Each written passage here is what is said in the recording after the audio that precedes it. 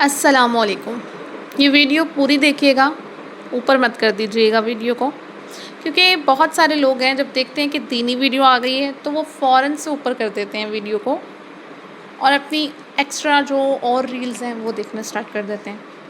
لیکن آپ لوگوں کے مطلب کی بات ہے، یہ سب لوگ ایسا ہی کرتے ہیں جو آج میں ویڈیو بتاؤں گی آپ لوگوں کو۔ تو آج کی جو میری ویڈیو ہے وہ ہے عیادت کرنے کا عجیب واقعہ۔ عجیب واقعہ ہے ان کے لیے بھی اور ہمارے لیے بھی، تو سنیے۔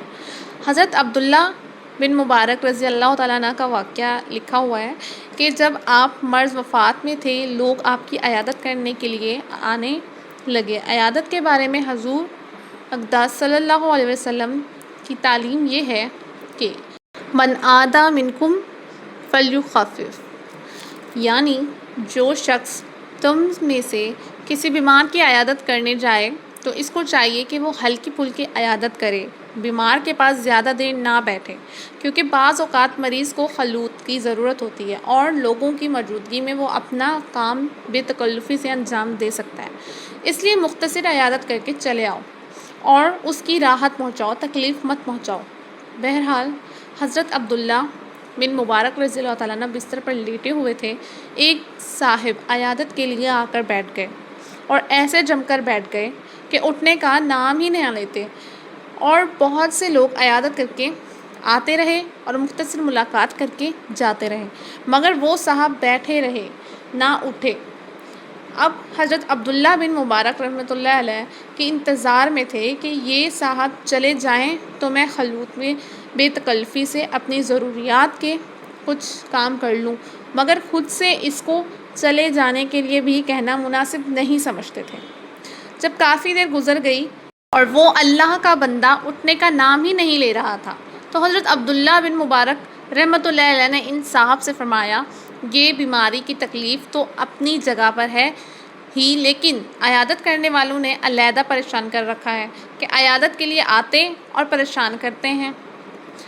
آپ کا مقصد یہ تھا کہ شاید یہ میری بات سمجھ کر چلا جائے، مگر وہ اللہ کا بندہ پھر بھی نہیں سمجھا، اور حضرت عبداللہ بن مبارک رحمۃ اللہ علیہ نے کہا کہ حضرت اگر آپ اجازت دیں تو کمرے کا دروازہ بند کر دوں تاکہ کوئی دوسرا شخص عیادت کے لیے نہ آئے۔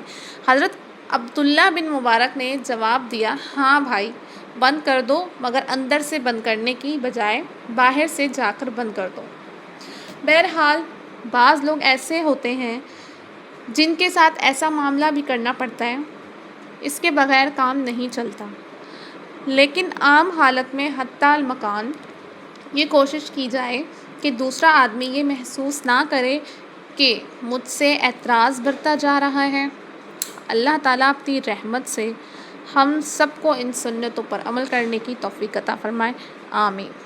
تو میری ویڈیو آپ لوگوں کو بھی سمجھ آ گئی ہوگی کہ اکثر لوگ ہوتے ہیں کہ عیادت کرنے جاتے ہیں بیمار لوگوں کی تو وہاں جا کر بیٹھ جاتے ہیں اور ان سے باتیں کرنے لگتے ہیں، اور ان کو یہ نہیں پتہ ہوتا کہ اگلے بندے کو تکلیف ہو رہی ہے، وہ پریشان ہو رہا ہے، تو وہ اگلا بندہ ہماری وجہ سے بھی آرام نہیں کر سکتا۔ تو ہمیں چاہیے کہ ہم ان سنتوں پر عمل کریں اور ان کی عیادت کریں اور فوراً آ جائیں۔ اکثر بعض اوقات تو ایسا ہوتا ہے کہ جو مہمان آتا ہے عیادت کے لیے، تو عیادت کرنے والے جو آتے ہیں مہمان، تو ان کا کھانا الگ بن رہا ہوتا ہے اور جو بیمار ہوتے ہیں ان کا الگ بن رہا ہوتا ہے۔ گھر کے لوگ ہیں وہ پریشان ہو جاتے ہیں، وہ گھر کا کام بھی کر رہے ہوتے ہیں، بیمار کو بھی سنبھال رہے ہوتے ہیں، اس کا کھانا وغیرہ بنانا، پھر مہمان آ جاتے ہیں تو ان کا الگ کرنا پڑتا ہے۔ تو یہ چیز انسان کو خود سوچنی چاہیے کہ ہمیں دوسری جگہ جا کر لوگوں کو تنگ نہیں کرنا چاہیے۔ تو امید ہے کہ آپ لوگوں کو میری ویڈیو اچھی لگی ہوگی اور آپ لوگوں نے پوری اس ویڈیو کو دیکھا ہوگا۔ آپ لوگوں کو میری یہ ویڈیو اچھی لگی ہو تو کامنٹ میں ضرور بتائیے گا کہ کیسی لگی، اور تب تک کے لیے مجھے اجازت دیں اور میری ویڈیو کو لائک سبسکرائب کر دینا۔ اللہ حافظ۔